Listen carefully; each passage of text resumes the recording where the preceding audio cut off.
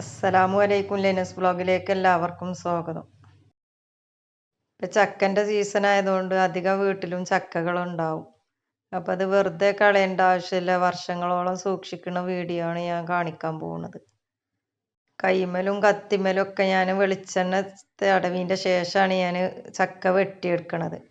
കാരണം കത്തിമലും കൈമലും വളഞ്ഞായി കഴിഞ്ഞാൽ പോവാൻ നല്ല ബുദ്ധിമുട്ടാവും.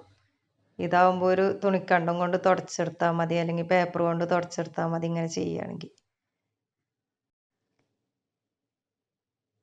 ചക്ക ഞാൻ നടുകെ കീറിയിട്ടാണ് ഞാൻ പിളർത്തെടുക്കണത് ഓരോ പീസും. ഇനി ഇതിൻ്റെ കൂഞ്ഞ ഒന്ന് നടുകെ കളയണം. അതിൻ്റെ ശേഷമാണ് ഞാൻ ഇതിൻ്റെ വളഞ്ഞ് കളഞ്ഞെടുക്കണത്. ഒരു പേപ്പറേറ്റ് ഒന്ന് തുടച്ചെടുത്താൽ മതി, വളഞ്ഞ് കളയാൻ ബുദ്ധിമുട്ടൊന്നുമില്ല. ഇതൊക്കെ എല്ലാവർക്കും അറിയായിരിക്കും, എന്നാലും പറയാണ്. വെറുതെ കളയുന്ന ചക്ക ഉണ്ടാവും. ഇതൊക്കെ നമുക്ക് കുറച്ച് കഴിഞ്ഞിട്ട് നമുക്ക് ആവശ്യം വരും. കേടെടുത്തി കളയേണ്ട ആവശ്യമില്ല, ഇങ്ങനെ എടുത്ത് വെച്ചാൽ മതി. ഞാൻ ചുളയൊക്കെ എടുത്ത് കഴിഞ്ഞതിൻ്റെ ശേഷം മടലും ചുളയും കുരുവൊക്കെ കളഞ്ഞതിൻ്റെ ശേഷം അരിഞ്ഞെടുത്തിട്ട് ഞാൻ കാണിച്ചു തരാം ബാക്കി വീഡിയോ.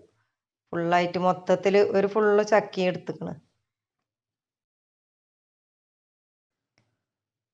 ഇപ്പം ഞാൻ ഫുള്ള് ചക്കയും അരിഞ്ഞെടുത്തതിൻ്റെ ശേഷമാണ് ഈ കാണിക്കണത്. ഒരു ചക്ക ഫുള്ളായിട്ടുണ്ട് കേട്ടോ. ഞാൻ ബീഫും ചക്കയും വെക്കുന്നുണ്ട്, അതും കാണിക്കുന്നുണ്ട്.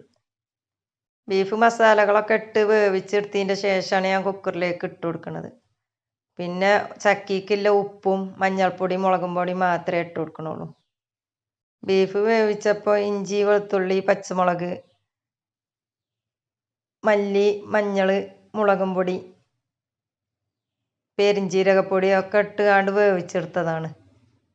ഞാൻ ചക്ക കുക്കർ നിറച്ചിട്ട് കൊടുക്കുന്നുണ്ട്. ഇത് ഇനി വേവുമ്പോൾ കുക്കറായിട്ട് മാറും, ചക്ക കുറഞ്ഞെടുക്കും. ഇതിലേക്ക് 3 കപ്പ് വെള്ളമാണ് ഞാൻ ചേർത്തിട്ടുള്ളത്. അത് നമുക്ക് വെള്ളം ചക്കക്ക് പൊടിക്കനുസരിച്ച്, അത് അത്യാവശ്യം പൊടിയില്ല ചക്ക ആയതുകൊണ്ടാണ് 3 കപ്പൊക്കെ വേണ്ടിയെന്ന്. ബീഫും ചക്കയും വേറൊരു സ്റ്റൗവിലാണ് ഞാൻ വെച്ചിട്ടുള്ളത്. ഇത് ഞാൻ വർഷങ്ങളോളം സൂക്ഷിക്കാൻ പറഞ്ഞില്ലേ, അതിന് വേണ്ടിയിട്ട് ആവിക്ക് വേവിച്ചെടുക്കുകയാണ്. ഞാൻ പെട്ടെന്നാവാനും വേണ്ടിയിട്ട് ഇഡ്ഡലിച്ചെമ്പിലും ഒരു ഓട്ടപാത്രത്തിലുമാണ് ആവിക്ക് വേവിച്ചെടുക്കുന്നത്. ഇത് അടച്ച് വെക്കണ്ട, അടച്ച് വെച്ചാൽ പെട്ടെന്ന് വെന്ത് കിട്ടും. വേവേണ്ട ആവശ്യമില്ല, അതൊന്ന് ആവി കയറി ജസ്റ്റ് ഒന്ന് ആവി കയറിയാൽ മതി. വിദേശത്തൊക്കെ പോയി വരുന്നവർക്കൊക്കെ അത് ഇങ്ങനെ ഉണ്ടാക്കി എടുത്ത് വെക്കുകയാണെങ്കിൽ നമുക്ക് 1 വർഷം വരെ സൂക്ഷിക്കാം.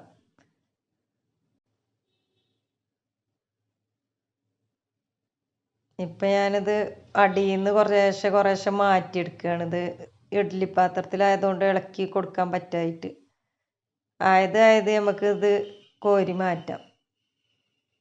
വെന്തും അടയേണ്ട ആവശ്യമില്ല.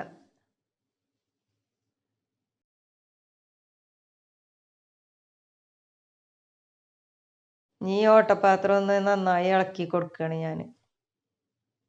അടി പെട്ടെന്ന് വെന്ത് പോകും കരുതിയിട്ടാണ് ഒന്ന് ഇളക്കി എടുക്കണത്.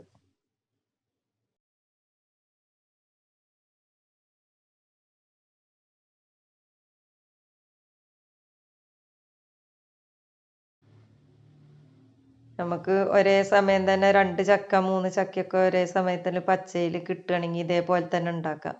പഴുത്തത് സൂക്ഷിക്കാനും ഉണ്ട് ഒരു ടിപ്പ്. ഞാൻ ഇതിൽ കാണിക്കണില്ല, എൻ്റെ അടുത്ത് പഴുത്തതില്ലാണ്. എനിക്കിത് കിട്ടിയപ്പോൾ ഞാനിത് കാണിക്കുകയാണ്.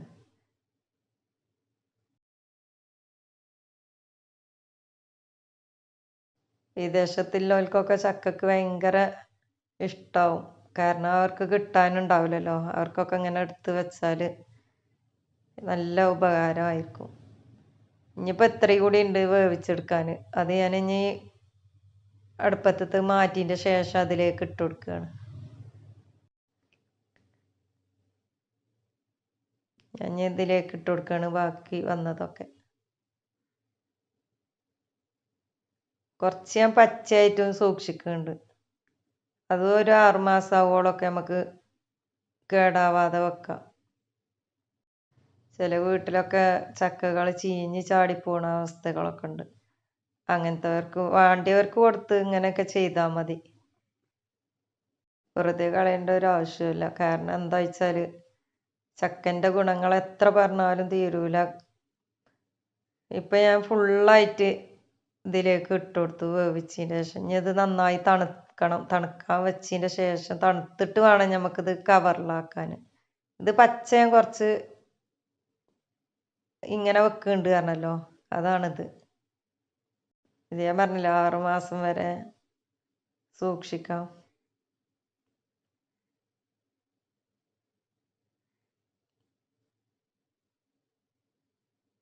ഈ കവറിൽ ഒട്ടും എയർ ഉണ്ടാവരുത്. എയറൊക്കെ കളഞ്ഞതിന് ശേഷം നന്നായി ടൈറ്റായിട്ട് അടച്ച് വെക്കണം. എന്നിട്ട് വേണം ഫ്രീസറിൽ വെക്കാൻ. ഇപ്പം നമ്മളെ ചക്ക വെന്തുക്കണമെന്ന് നോക്കാം. ഞാൻ 2 വിസിലടിച്ചതിന് ശേഷമാണ് ഓഫ് ചെയ്തത്. കറക്റ്റ് പരുവാണ്, നന്നായി വെന്തിട്ടുണ്ട് കേട്ടോ. വെള്ളം ഒക്കെ കറക്റ്റ് പാകമാണ്. ഞാൻ ഉപ്പും എരിവൊക്കെ നോക്കിയപ്പോഴൊക്കെ കറക്റ്റാണ്. ഇതിലേക്ക് ഒന്നിൻ്റെ ആവശ്യമില്ല. ഇനി കുറച്ച് തൂമിച്ച് വരാണ്ട് നമുക്ക് ഉള്ളി മൂപ്പിച്ച് വരണം. അതിനൊരു ചട്ടി അടുപ്പത്ത് വെക്കാം. അതിലേക്ക് ഞാൻ വെളിച്ചെണ്ണയാണ് ഒഴിച്ചു കൊടുക്കുന്നത്. ഇതിലേക്ക് വെളിച്ചെണ്ണയാണ് ഏറ്റവും നല്ലത്. അതാണ് ഇതിന് രുചി കൂട്ടുക. അതിലേക്ക് ഒരു കൈപ്പിടി ചെറിയുള്ളി ചെറുതായി അരിഞ്ഞതാണ്. ഇനി ഇത് മൂപ്പിച്ചെടുക്കാം.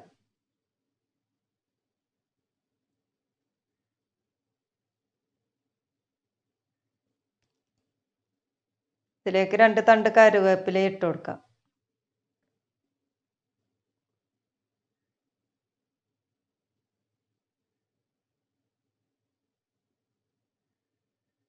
ഇനി ഇത് ബീഫും ചക്കയിലേക്കും ഇട്ട് കൊടുത്ത് ഒഴിച്ചു കൊടുത്ത് ജസ്റ്റ് ഒന്ന് അടച്ച് വെക്കണമെങ്കിൽ അടച്ച് വെക്കാം. ഞാനിപ്പോൾ അടച്ച് വെച്ചിട്ടൊന്നുമില്ല. ഈ സമയം തന്നെ ഇത് പ്ലേറ്റിലേക്ക് വിളമ്പുകയാണ്. ഇത് ബീഫും ചക്കയാണെന്ന് ഒരിക്കലും പറയില്ല. ബീഫും കപ്പിയും അതിൻ്റെ ടേസ്റ്റാണ്. അത്രക്കും നല്ല ടേസ്റ്റ്, അടിപൊളിയാണ്. ഇതേപോലെ നിങ്ങൾ ആരെങ്കിലും വെച്ചിട്ടില്ലെങ്കിൽ ഒന്ന് വെച്ച് നോക്കുകൊണ്ട് എന്തായാലും ഇഷ്ടപ്പെടും.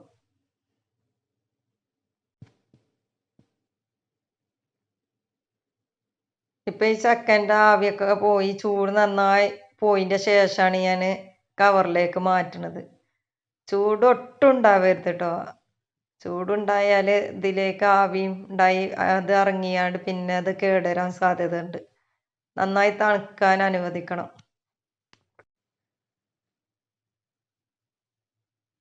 ഇതിപ്പോൾ ഞാൻ 2 കവറിലാക്കിയിട്ടാണ് വെക്കണത്.